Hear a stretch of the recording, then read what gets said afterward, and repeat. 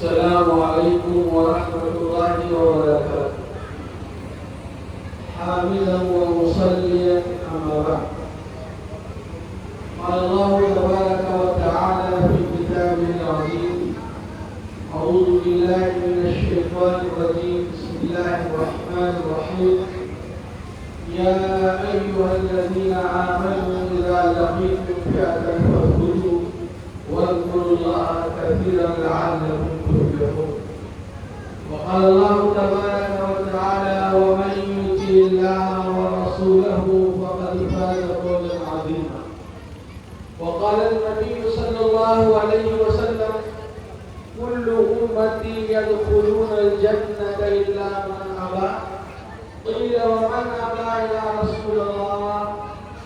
قال: من أطاعني دخل الجنة ومن عصاني فقد أبى، أو كما قال عليه الصلاة والسلام.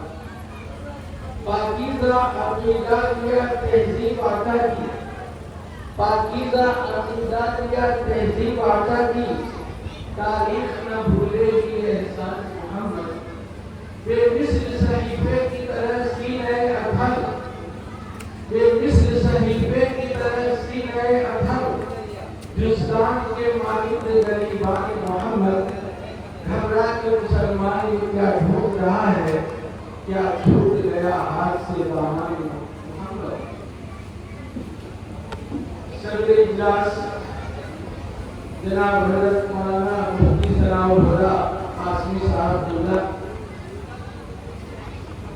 مدرسہ حضرہ کے رکن رواں امیر کارواں جناب مولانا نظام الدین اسامہ صاحب، حاضرین جلسہ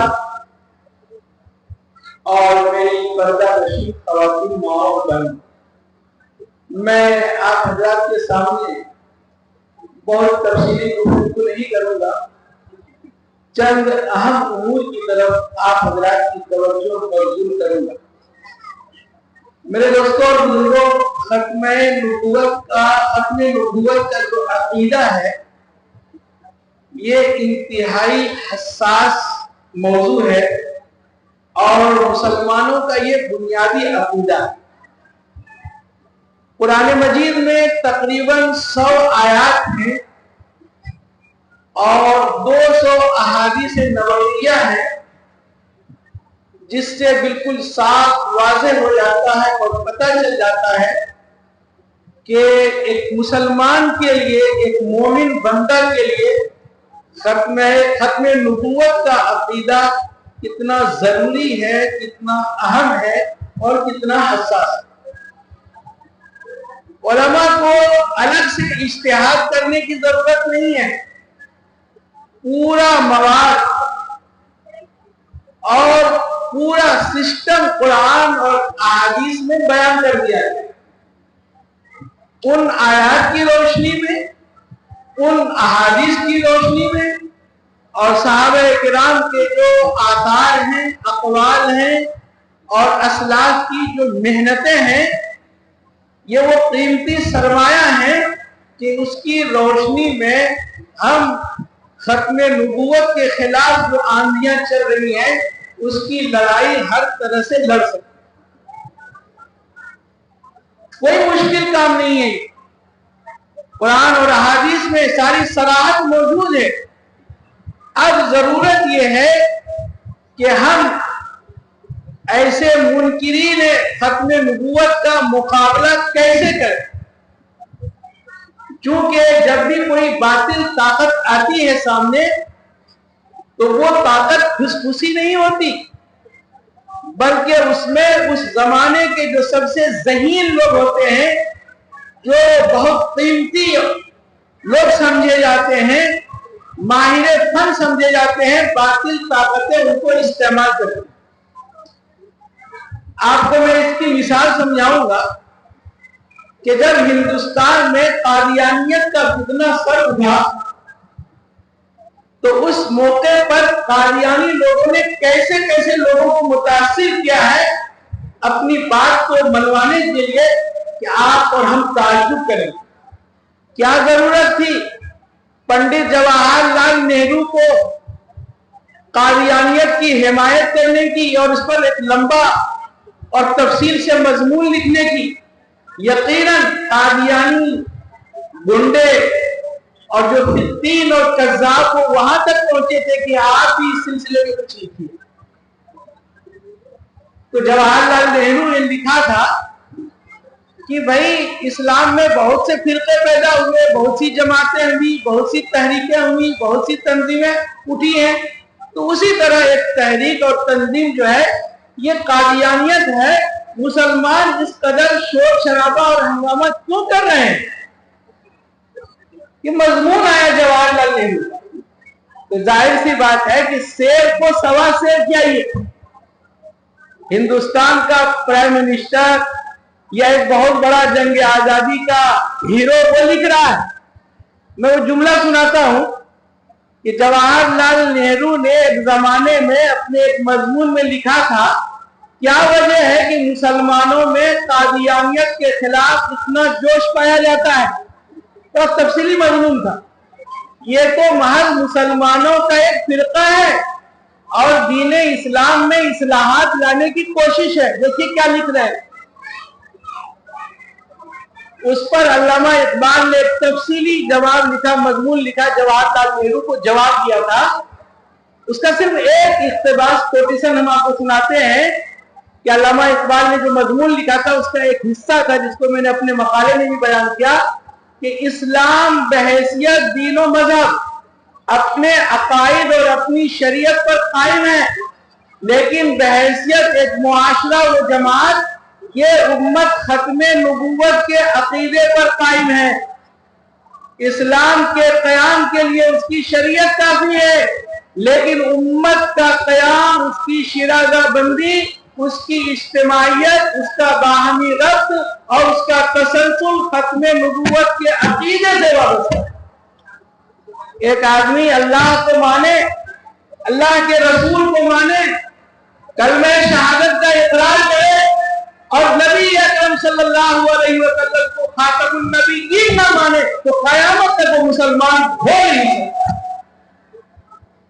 خاتم النبیین کا یہ عقیدہ ماننا مسلمانوں کے لیے ضروری اور لازمی۔ میرے دوستوں اور بزرگوں، عقیدہ ختم نبوت پہ بہت تفصیل سے باتیں آ گئی ہیں۔ اب اس پر مزید کچھ کہنے، لکھنے، بولنے کی ابھی اس مجلس میں اپنے لیے ضرورت نہیں سمجھتا۔ صرف دو چار باتیں میں کہوں گا کہ آج مسلمانوں پر جس قدر بھی الغار ہیں، جس طرح بھی حملے ہو رہے ہیں، کیا قرآن مجید میں اس حملے کا مقابلہ ہم کیسے کریں؟ کیا اس کی تفصیلات موجود نہیں ہیں؟ ہم قرآن مجید میں ان آیات کی طرف توجہ نہیں کرتے، غور نہیں کرتے جہاں قرآن مجید نے اس طرح کے یلغار اور حملہ کرنے والوں کو کیسے ہم جواب دیں۔ قرآن مجید نے اس کی وضاحت کی۔ میں نے صرف آیت کا ابتدائی حصہ پڑھا ہے، یا ایھا الذین آمنوا اذا لقیتم فئۃ فاثبتوا، کہ اے ایمان والو جب مخالف دھڑے سے، مخالف طاقت سے تمہارا مقابلہ ہو، فاثبتوا تو ثابت قدم رہو۔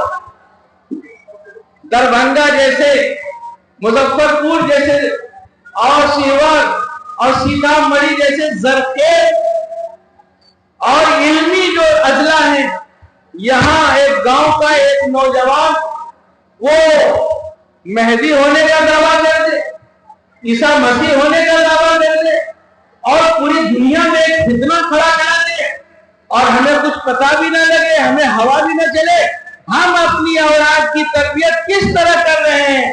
ہم اپنے گاؤں اور اپنے آس پڑوس اور اس کے احوال کا جائزہ لیتے ہیں یا نہیں لیتے ہیں؟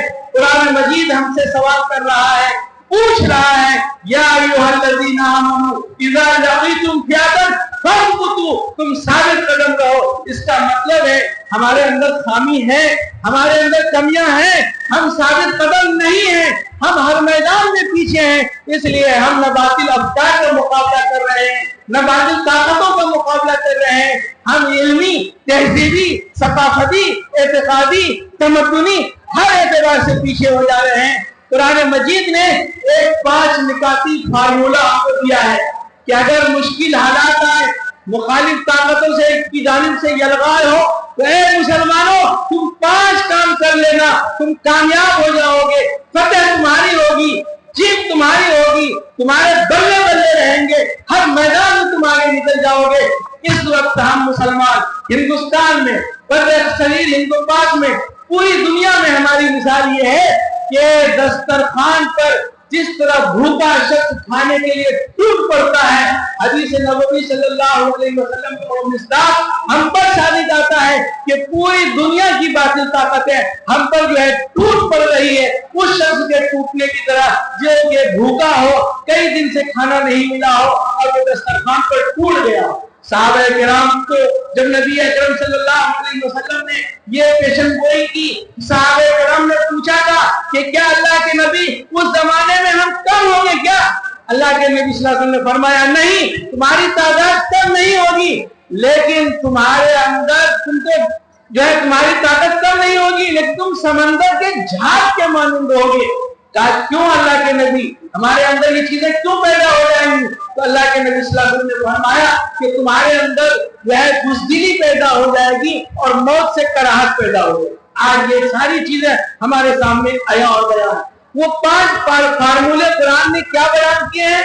پہلا یہ ہے کہ اے ایمان والو، جب باطل طاقتوں سے تمہارا مقابلہ ہو تو ثابت قدم رہو۔ تعلیم کے میدان میں بھی ثابت قدم رہنا ہے، سیاسی میدان میں بھی ثابت قدم رہنا ہے، تہذیبی میدان میں بھی مسلمانوں کو ثابت قدم رہنا ہے، اور جو ہے حکومت کی سطح پر بھی اگر ہم کو کمزور کیا جا رہا ہے تو وہاں بھی ہم کو مضبوط ہونا ہے۔ ہمیں یونیورسٹی بھی قائم کرنی ہے، اچھے وکیل بھی پیدا کرنا ہے، اچھے معلم بھی پیدا کرنا ہے، اچھے عالم اور مناظر بھی پیدا کرنا ہے۔ ہر میدان میں ہم ثابت قدم رہیں۔ پہلی ذمہ داری تو یہ ہے۔ دوسری ذمہ داری کیا ہے؟ قرآن دوسرا فارمولہ بتاتا ہے وَاذْكُرُوا اللَّهَ كَثِيرًا لَعَلَّكُمْ تُفْلِحُونَ، اللہ کو کثرت سے یاد کرو تم کامیاب ہو جاؤ۔ ہم نماز نہ پڑھیں، ہم روزہ نہ رکھیں، پورا سال گزر جائے ہم تلاوت نہ کریں، ہم پڑوسی کا حق ادا نہ کریں، والدین کی خدمت نہ کریں، اپنی بیٹیوں کو وراثت میں حصہ نہ دیں، بھائی بھائی کا حق چھین لے اور یہ امید رکھیں کہ مسلمان کامیاب ہو جائیں گے، ہم جو ہے ذکر چھوڑ دیں، تلاوت چھوڑ دیں، نہیں میرے دوستوں اور بزرگوں۔ دوسرا فارمولہ قرآن کرتا ہے وَاذْكُرُوا اللَّهَ، اللہ کو یاد کرو، لَعَلَّكُمْ تُفْلِحُونَ، تم کامیاب ہو جاؤ۔ ذکر ہم کرتے ہی نہیں، پوری زندگی گزر جاتی ہے، زبان سے ہم تسبیحات نہیں نکالتے، ہم تلاوت نہیں کرتے۔ تسبیحات اگر ہم پڑھیں گے، نماز پڑھیں گے، تلاوت کریں گے تو روحانی سکون مل جائے۔ میں اس کی ایک مثال دیتا ہوں۔ آپ کے علاقے میں جب عورتیں دھان لگاتی ہیں، دھان کی بیج ڈالتی ہیں، وہ مل کر گیت گاتی ہیں، وہ کچھ پڑھتی ہیں اجتماعی طور پر، پتہ نہیں کب مل کر اس نے یاد کیا تھا۔ کیوں؟ اس لیے کہ مستقل جھکی رہتی ہیں، اس جھکنے سے کہیں کمر میں درد کا احساس نہ ہو جائے، اس احساس کو ختم کرنے کے لیے وہ گیت گاتی ہیں۔ تو اے مسلمانوں، اگر تم یہ جو حالات ہیں، حکومتوں کا جو دباؤ ہے، امریکہ کا جو دباؤ ہے، ملکی اور صوبائی جو دباؤ ہے، ان دباؤ سے بچنے کے لیے تدبیریں بھی کرو اور اس کا روحانی علاج بھی کرو کہ نماز بھی پڑھو، تلاوت بھی کرو، ذکر کو بھی پڑھو، تسبیحات کا بھی پابند کرو، انشاءاللہ تمہیں ذہنی سکون ملے گا۔ اور تیسرا فارمولہ قرآن نے کیا بتایا؟ وَأَطِيعُوا اللَّهَ وَرَسُولَهُ، اللہ اور اللہ کے رسول کی اطاعت کرو، تم کامیاب ہو جاؤ گے، کہیں تمہیں ناکامی کا جو سامنا نہیں کرنا پڑے گا۔ آج ہم جہاں جہاں ناکام ہو رہے ہیں، جس محاذ میں ناکام ہو رہے ہیں، جس میدان میں ناکام ہو رہے ہیں، وہ اللہ اور اللہ کی نبی کی اطاعت کو ترک کرنے کی وجہ سے۔ اللہ کی نبی کی محبت کا اظہار تو کرتے ہیں لیکن شریعت کے مطابق نہیں، قرآن کے مطابق نہیں، احادیث کے مطابق نہیں، صحابہ کے طریقے کے مطابق نہیں۔ حد یہ ہے کہ اللہ کے نبی صلی اللہ علیہ وسلم کی یوم ولادت مناتے ہیں اور ڈی جے بجتا ہے، اس میں گانے گائے جاتے ہیں، اور پاکستان اور دوسرے ملکوں میں یہاں بھی الٹے چہرے بناتے ہیں۔ کیا کیا نہیں خرافات ہم کرتے ہیں اللہ کے نبی کی محبت کے نام سے۔ کہاں سے نصرت آئے گی جس کا تعلق شریعت سے نہ ہو، قرآن سے نہیں ہو، حدیث سے نہیں ہو؟ اللہ کی اطاعت، اللہ کے نبی کی اطاعت جب تک ہم نہیں کریں گے ہم کامیاب نہیں ہوں گے۔ چوتھا فارمولہ قرآن نے بیان کیا وَلَا تَنَازَعُوا، لڑنا نہیں آپس میں، فَتَفْشَلُوا، नाकाम हो जाओगे, वो तज़हबरी हुकुम, और तुम्हारी हवा उखड़ जाएगी। आज फला मदरसे में है दो हिस्से, फला हाई स्कूल में दो हिस्से, फला तंजीम में दो टुकड़े, इसके दो नाज़िम, उसके दो आमीर, हर जगह तो हम मुतफर्रिक हैं, हर जगह तो हम बिखरे हुए हैं। यही वजह है कि आज गैरों ने हमारी ताकत को भांप लिया है। ये बाहम मुंतशिर हैं, ये अलग अलग हैं, ये जुदा जुदा हैं, इनकी ताकत में इज्तिमा नहीं है, इसलिए वो हम पर सर कर बोल रहे हैं। मौलाना महमूद हसन देवबंदी रहमतुल्लाह अलैह जब असीर माल्टा में जब कैद थे, वहां माल्टा में, वहां से लौटे, उन्होंने कहा कि मैं दो अहम बातें आप लोगों के सामने पेश करना चाहता हूं। एक तो ये कि कुरान को सेहत तलफ्फुज के साथ पढ़ा जाए, इसकी फिक्र हम आम करेंगे, इसकी कोशिश करेंगे। और दूसरी ये कि आज मुसलमान अगर कमजोर हैं, आज मुसलमान नाकाम हैं और इनकी जो है सफों में अगर दरार है, तो इत्तेहाद न पाए जाने की वजह से, इसलिए मैं पूरी दुनिया में जब तक जिंदा रहूंगा आखिरी साल तक इत्तेहाद की जो है दावत आम करूंगा।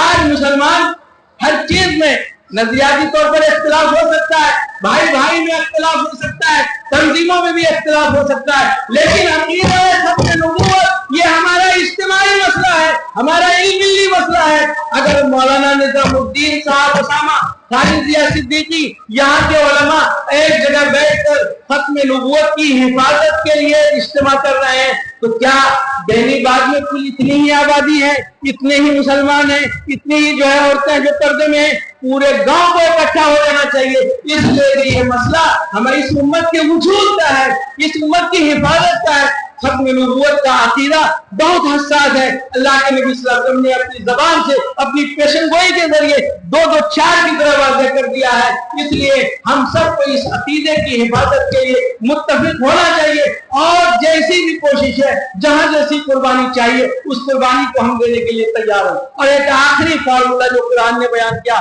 वस्बिरू इन्नल्लाह मअस साबिरीन। ए मुसलमानों, सब्र से काम लो, हिम्मत से काम लो, हिम्मत मत हारो, तुम ही कामयाब रहोगे। शर्त यह है कि तुम मुसलमान हो जाओ। अल्हम्दुलिल्लाह हिंदुस्तान के मुसलमानों ने इधर चंद सालों में जो सब्र किया है, जब सब्र का जो मुजाहिरा किया है, किस तरह हमें यहाँ बाकी ताकतों में चिढ़ाया। बिरादरान वतन की कुछ ऐसी ताकतें हैं जो हमें चिढ़ा रहे हैं, इश्तिहार दिलाना चाहते हैं कि हम मुस्तैद हो जाए, यहाँ का माहौल खराब हो जाए। लेकिन अल्हम्दुलिल्लाह पूरी हिंदुस्तान के मुसलमानों ने जिस सब्र का मुजाहिरा किया है, मुझे अल्लाह की बात से उम्मीद है आज नहीं तो कल, कल नहीं तो परसों इस सब्र का बदला हमें जरूर मिलेगा।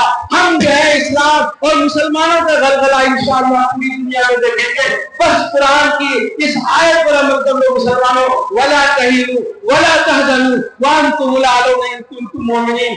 कभी ना खातिर ना हो, गमज़दा ना हो, तुम ही सरबुलंद रहोगे, तुम्हारी कुर्सी ही ऊंची रहेगी। शर्त यह है कि मुसलमानों तुम मुसलमान बन जाओ। जो 5 निकाती फार्मूला सूरह अनफाल की रोशनी में मैंने बयान किया, इस मुख्तसर वक्त में मैं सबसे दरखास्त करूंगा, उलमा से भी दरखास्त करूंगा कि कुरान ने जो ये 5 निकाती फार्मूला बयान किया है, अपनी मजलिस में भी बयान कीजिए, मस्जिद में भी बयान कीजिए, जलसों में भी बयान कीजिए। अल्हम्दुलिल्लाह अगर मुसलमान इन 5 निकाती फार्मूला पर अमल कर लेंगे तो इस्लाम का गलगला, इस्लाम का तमतमा, इस्लाम का इस्लाम की ताकत और कुव्वत पूरी दुनिया में इंशाअल्लाह बुलंद होगी। जिसे फजूल समझकर बुझा दिया तुमने, वही चिराग जलाओ तो रोशनी होगी। वाखिरु दावाना अल्हम्दुलिल्लाहि रब्बिल आलमीन। जज़ाकुमुल्लाहु खैरन व अहसन।